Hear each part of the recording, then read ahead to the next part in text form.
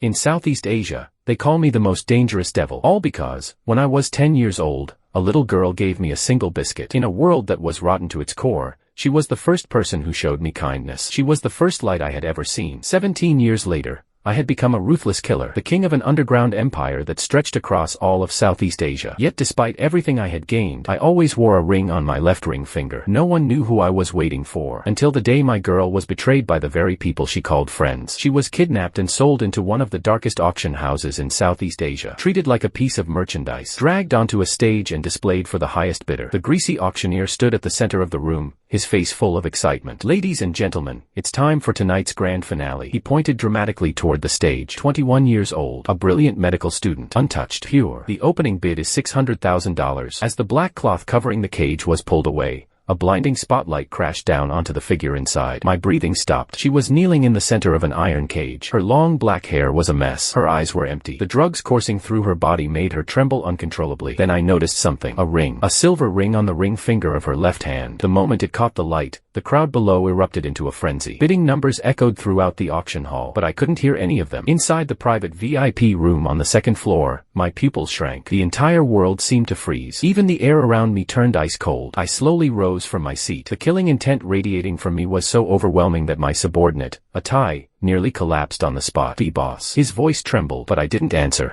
My eyes were locked onto the girl inside the cage. The reflection from that ring felt like a knife piercing through my heart. My blood turned cold because I recognized it. That ring. It was the one I had given her all those years ago. Without taking my eyes off the stage, I spoke in a voice so low it was almost a growl. "Zoom in." The room fell silent. A second later, the image on the screen magnified, and when I finally saw her face clearly, the monster that ruled Southeast Asia finally lost control. The high-definition screen reflected a familiar ring. 2 characters were engraved on the band. Eternal Daylight. It was my mother's heirloom, and 17 years ago, I had personally placed it on her finger as a promise. Crack. The wine glass in my hand exploded. Shards of glass buried themselves deep into my palm, but I felt no pain. My entire world narrowed to the frail figure standing on that stage. She looked thin and exhausted. Her eyes were unfocused. Someone had clearly drugged her. Yet the filthy crowd below continued bidding with excitement. 1 million, 1.2 million, 3.5 million. Every bid was another blade, carving into my nerves. My light. The girl I had spent 17 years searching for. And now, in my own territory, she was being auctioned off like property. Bang. A gunshot shattered the room. The auctioneer's head burst apart instantly. Silence fell over the entire hall. Everyone stared at me in horror. Slowly, I lowered the pistol. Blood dripped from my wounded palm onto the floor. "Clear the room." The words were forced through clenched teeth. A Thai's face turned pale. She had never seen me like this, like a man ready to destroy everything. "Leave no one alive." My voice was quiet, yet it sent a chill through every person present. In an instant,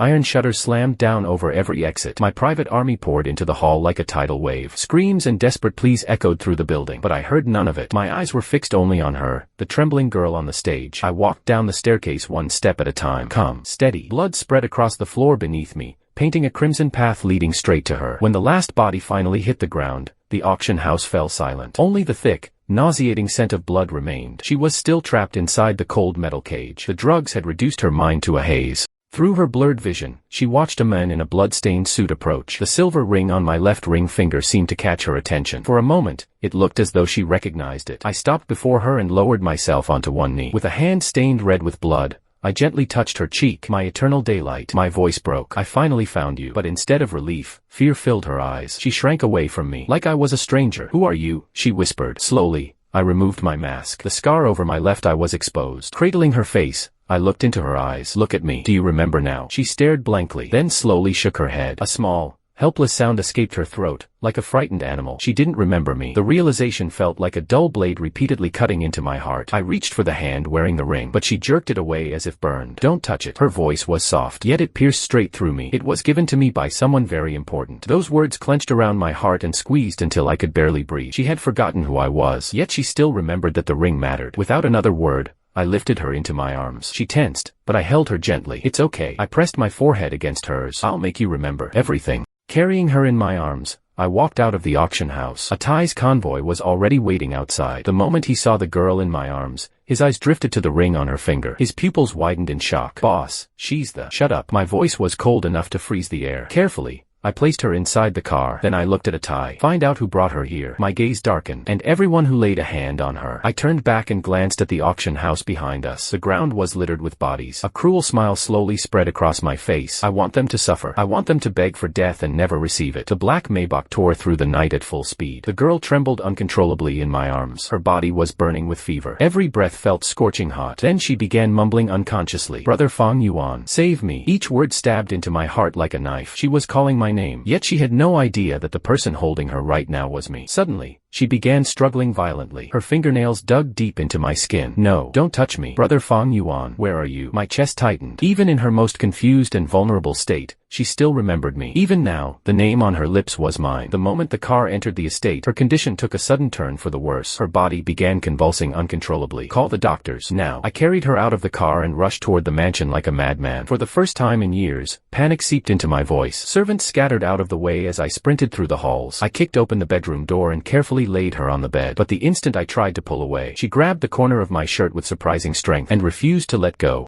Tears streamed down her face uncontrollably. Please, don't. She shook her head helplessly. Don't sell me. The best doctors were rushed in immediately, but none of them could get close to her. She fought against everyone who approached. Even a sedative couldn't be administered. Leave. My voice was cold and absolute. The medical staff withdrew at once. I stepped forward and wrapped my arms around her trembling body. Taking her hand in mine, I gently guided her palm to the scar over my left eye. Shinsi. My voice was hoarse as I tried to lead her back through the memories. Look at me. Do you remember? The tire in the slums, the sunflowers, and the little candy wrapper boat you folded for me. To my surprise, her struggling slowly stopped. Something deep within her memory seemed to stir. Her breathing gradually steadied. Her fingers unconsciously traced the ridge of my brow. Then her tears fell even harder. Did it hurt? My entire body froze. For the first time in 17 years, she had recognized me. By the time dawn approached, she had finally fallen into a deep sleep. I remained seated beside her bed the entire night, never once closing my eyes. A soft knock came from outside the door. Atai lowered his voice before speaking. Boss, we finished investigating everything. It was her college roommate, Mei Liangxin, who lured her there. The operation was run through the Qin family's casino. Bring them to me. My gaze remained fixed on the sleeping woman beside me. I'll interrogate them personally. Lowering my head, I pressed a gentle kiss to the ring on her finger. My light had finally returned to me. The interrogation room was cold and dimly lit. Mei Liangxin was tied to a chair, crying so hard that tears and mucus ran down her face. You've got the wrong person. She sobbed uncontrollably. I'm Qin Shou's girlfriend. At that moment, the heavy iron door swung open. I walked inside. The instant Mei Liangxin saw me, her face turned white. Her eyes immediately fell upon the ring on my left ring finger, the silver band engraved with the word Starlight. Her pupils contracted sharply. She recognized it. The ring was the matching pair to the Eternal Daylight ring worn by Shinsi. In an instant, terror consumed her. She trembled so violently she could barely remain upright. I stared down at her. My gaze was as cold as death itself. It seems you figured it out. Mei Liangxin's lips trembled. She could barely form words. Tears poured down her face. Mr. Fang, I really didn't know Shinsi was your woman. I swear. I truly didn't know.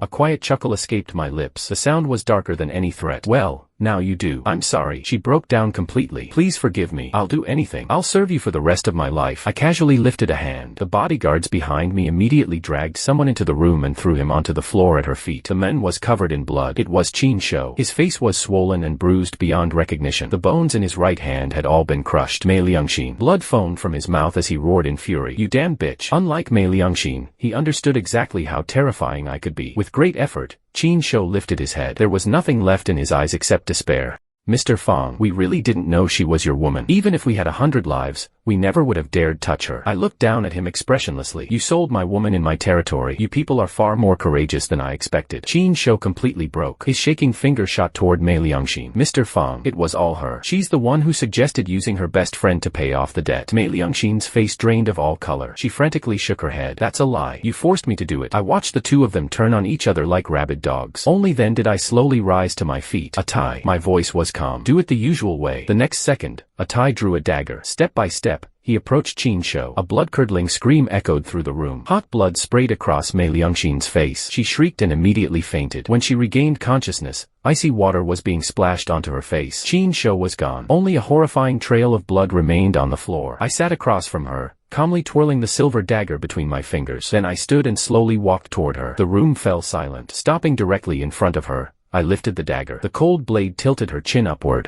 Do you know how many years I waited for Shinsi? My voice was soft, almost gentle. But beneath that calm tone, murderous intent churned like a storm. Mei Liangxin trembled uncontrollably. She couldn't force out a single word. 17 years. I lightly traced the cold tip of the dagger across her cheek. And you nearly made me lose her forever. Her face turned deathly pale. Tears streamed down as she shook her head desperately. Please, please, don't worry. I smiled faintly. I won't kill you. I paused for a moment. Death would be far too merciful. I tossed the dagger to Atai. The metal clattered as he caught it. Do you know what the most valuable item is in an underground gambling den? Mei Liangxin stared at me in terror. Slowly, she shook her head. Without answering immediately, I walked to a rack lined with various instruments. From it, I picked up an old tool. Its worn metal gleamed under the dim lights. When I spoke again, my voice was cold enough to freeze the air. A gambler's fingers. I turned the tool over in my hand. Especially the fingers of a gambler who betrays her friends. A scream ripped from Mei Liangxin's throat. She struggled violently against her restraints. No, please. She fought desperately, but the guards held her firmly in place. You can't do this. Xinzi would never forgive you. Her voice cracked with panic. We're best friends. For the first time, my movement paused. The room fell silent. Slowly,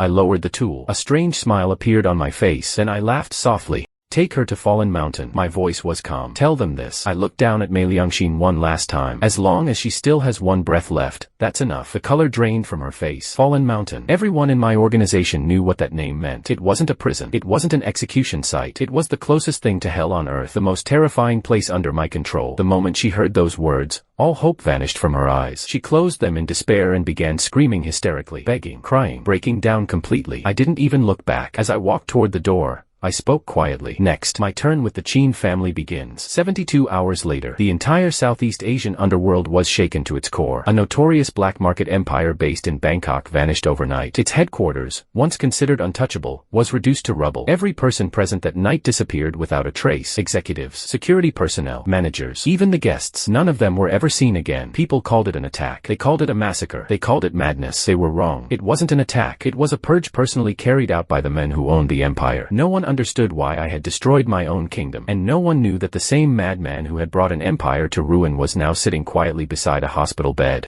The room was silent except for the soft rhythm of her breathing. I reached out and gently brushed a loose strand of hair away from Xinzi's forehead. My movements were so careful it was as though I feared waking her. Xinzi. My voice was barely above a whisper. Don't be afraid. I lowered my gaze. Anyone who hurt you, not a single one of them will escape. In her sleep, Xinzi unconsciously shifted closer. Her fingers lightly brushed against my palm. The tiny movement froze me in place. For a moment, I simply stared at her. Then I slowly leaned down. Taking her hand in mine, I pressed a reverent kiss to the ring on her finger.